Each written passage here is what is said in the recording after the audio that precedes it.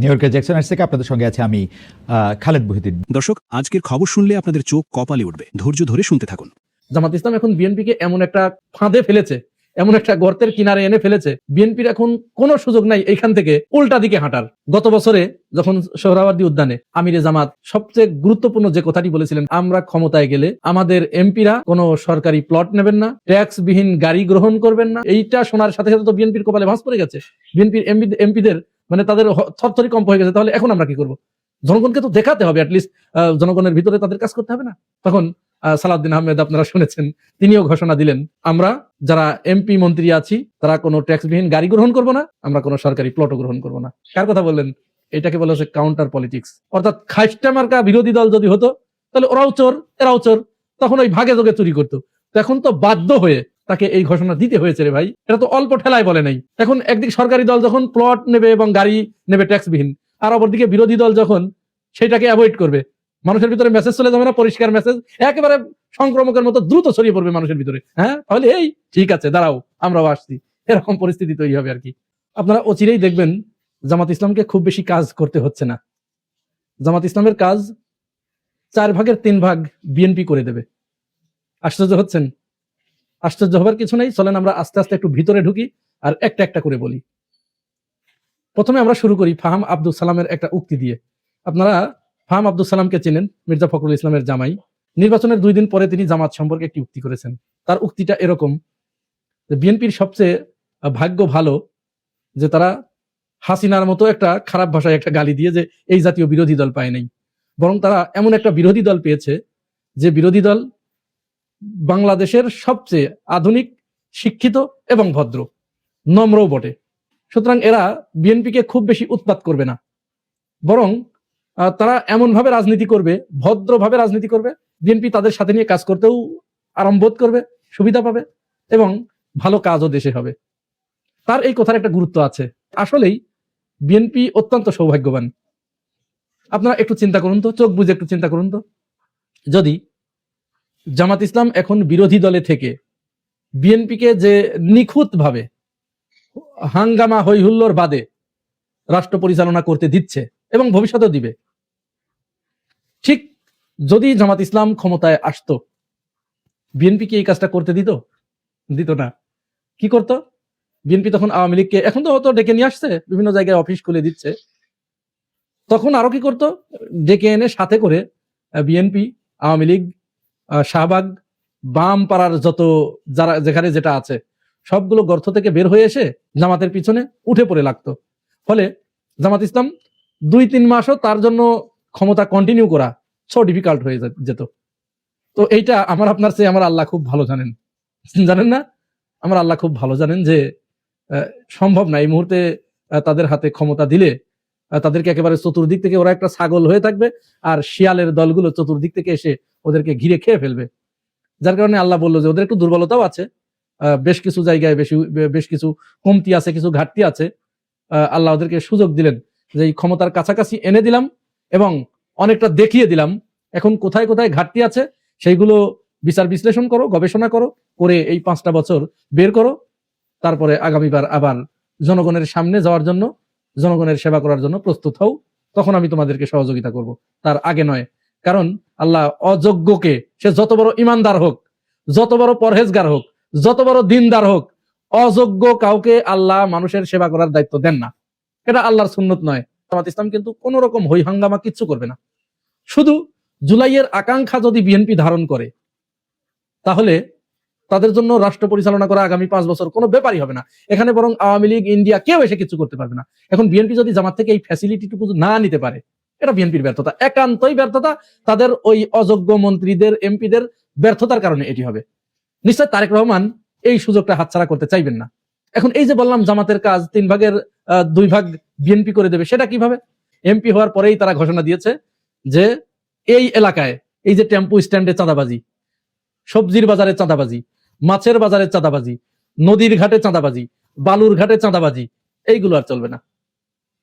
এবং ওই স্ব জেলার এলাকার যারা টিওনো, নির্বাহী অফিসার, উপজেলা নির্বাহী অফিসার, তিনিও কিন্তু সেইটা ঘোষণা দিয়ে দিয়েছেন। যেমন আমরা কুমারখালীর কথাই বলতে পারি, কুকসা কুমারখালী, যেটা কুষ্টিয়া 4 আসন, সেখানে আফজাল হোসেন যখন ঘোষণা দিলেন, সেই সাথে খোকসা কুমারখালীর টিওনো মহোদয়ও কিন্তু একসাথে ঘোষণা দিলেন যে এইখানে আজ থেকে টেম্পো স্ট্যান্ডে কোনো চাঁদাবাজি চলবে না, বাধ্য হবে। এখন যখন জামাতের এমপি গুলো কোন রকম চাঁদাবাজি করবে না, দুর্নীতি করবে না, সহ্য করবে না, কোন প্রকল্প বরাদ্দ পেলে সেই প্রকল্পের কাজ শেষে যখন জনগণের সামনে সেই হিসাব হাজির করবেন, তখন কি বিএনপির এমপি গুলো কি চুপ করে থাকতে পারবেন? কোনো মতো অবস্থায় না, কোনো মন্ত্রী চুপ করে থাকতে পারবেন না। যদিও ইতিমধ্যেই চাঁদার সংজ্ঞা পাল্টেছে। ঢাকা 10 আসন থেকে যিনি এমপি হয়েছেন এবং মন্ত্রী হয়েছেন রবিউল ইসলাম রবি, তার বিরুদ্ধে বেশ কিছু অভিযোগও আছে। তো তিনি বলেছেন যে সড়কে, আমি দিয়ে দিচ্ছি দেখুন, সড়কে যদি নেগোসিয়েশনের ভিত্তিতে অর্থাৎ সম্মতির ভিত্তিতে যদি টাকা নেয় এটাকে চাঁদা বলা যাবে না। চাঁদার নতুন সংজ্ঞা, আপনারা কিন্তু এটা মাথায় রাখেন, এটা হচ্ছে চাঁদার নতুন সংজ্ঞা। অর্থাৎ কাউকে মাইরের ভয় দেখাবেন, দেখানোর পরে সে রাজি হয়ে আপনাকে যা চাইবেন সেটা দিয়ে দেবে, ওইটা তখন চাঁদার ভিতরে পড়বে না, ঠিক আছে? ওইটা তখন হয়তো হাদিয়া হবে বা অন্য কিছু হবে। যাই হোক, এই যে একটা বিষয়। এরপরে আরো একটা বিষয় দেখেন, জামাত ইসলামের নেতৃত্বাধীন এই জোটে ইসলামী দলগুলো একত্রিত হবার কারণে বিএনপিকে কিন্তু বাধ্য হয়ে বারবার তাকে এই ইসলামী ভাবধারার কথাবার্তাগুলো বলতে হচ্ছে।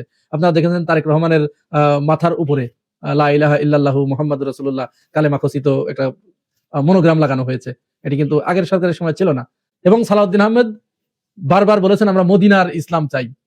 যদিও এই ব্যাপারে তাদের যথেষ্ট ধারণা আছে কিনা জানি না, তবে তারা ইসলামের বাইরে কোনো কাজ হবে করতে গেলে তাদেরকে বারবার ভাবতে হবে।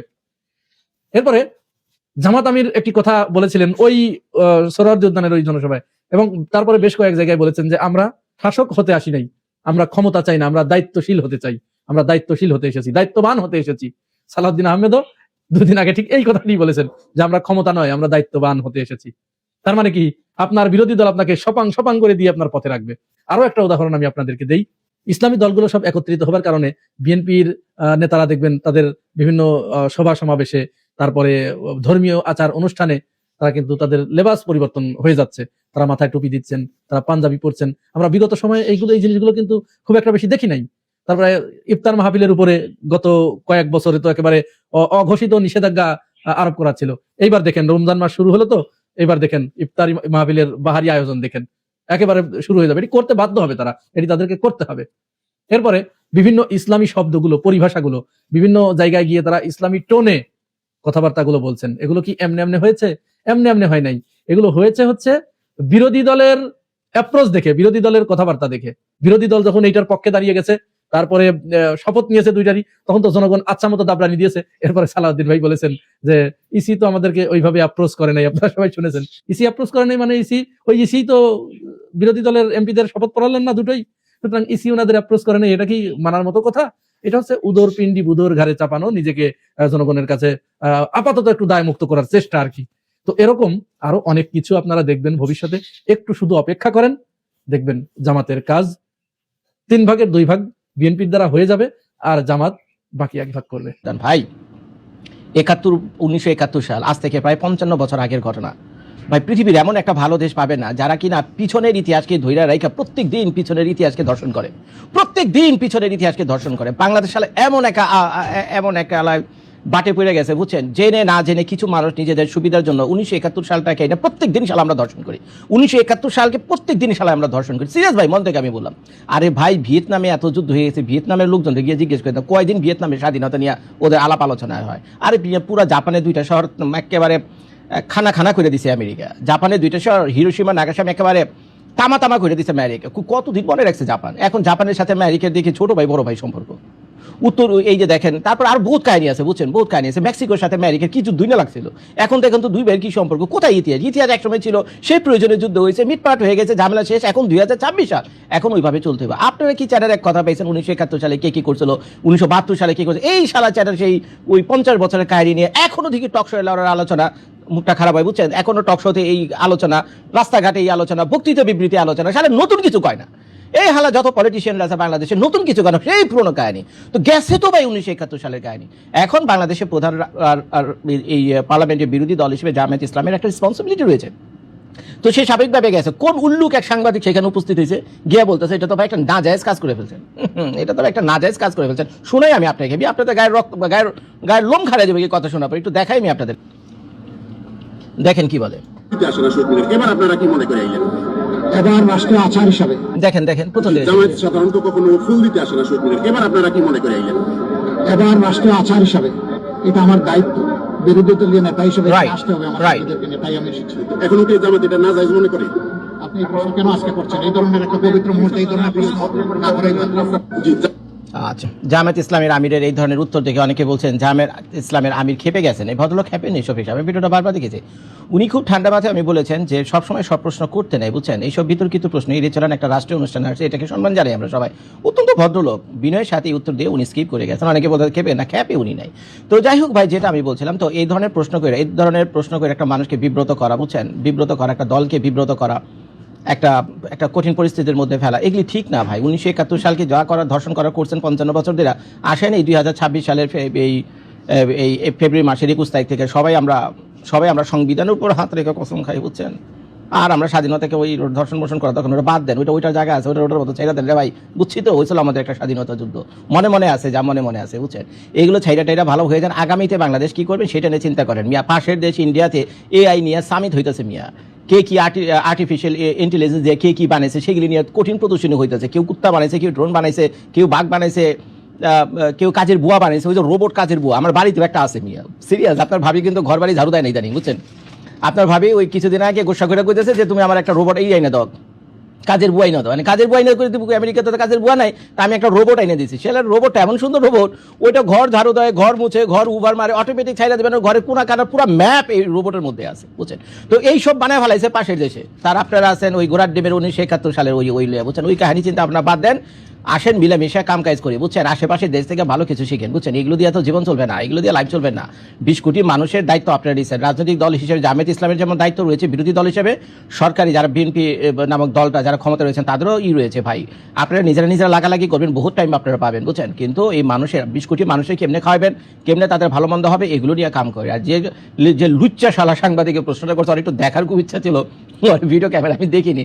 আপনারা যারা আমার এই ভিডিওটা দেখছেন, পারলে এই লুচ্চা সাংবাদিকের একটু চেহারাটা আমাকে একটু দেখেন, নাম কি এবং কোন পত্রিকার, বুঝছেন। তার একটা দোলাই দেওয়ার সময় এসে পড়ছে, বুঝছেন। তার একটা দোলাই দেওয়ার সময় পড়ছে, শালারা সময় পায় না কোন সময় কোন প্রশ্ন করতে হইব। তো এইভাবে যদি আপনারা করতে থাকবেন, মানুষের ভিতরে হিংসা বিদ্বেষ ছড়াবে, বুঝছেন, এবং এটার ভালো কোনো ফলাফল নিয়ে আসবে। পাশেদের ওই যে বেশি দূরে যেতে হবে না, সৌদি আরবের দিকে তাকান। সৌদি আরবের রাষ্ট্রটার একটা কনস্টিটিউশন আর ব্যক্তিগত হলো আরেকটা জিনিস। সৌদি আরবের সরকার কি 5 ওয়াক্ত নামাজ পড়ে না? পড়ে তো। সৌদি আরবের সরকার বাদশাহ তো 5 ওয়াক্ত নামাজ পড়ে, কিন্তু সেখানে কি হালাল মদ নাই?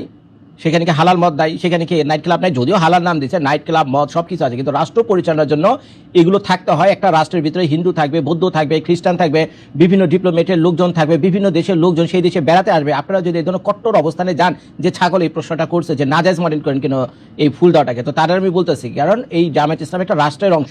এই রাষ্ট্রে হাজার হাজার টুরিস্ট আসবে বিদেশ থেকে, বুঝছেন। তো তাদেরও তো কিছু না কিছু করতে হবে, নাহলে বাংলাদেশ কেমন আগে বাড়বে? পৃথিবীর এমন কোনো দেশ পাবে না যারা কিনা টুরিস্ট ছাড়া আগে বাড়তে পারে। টুরিস্ট আসা মানে সে দেশে ইনভেস্টমেন্ট আসা।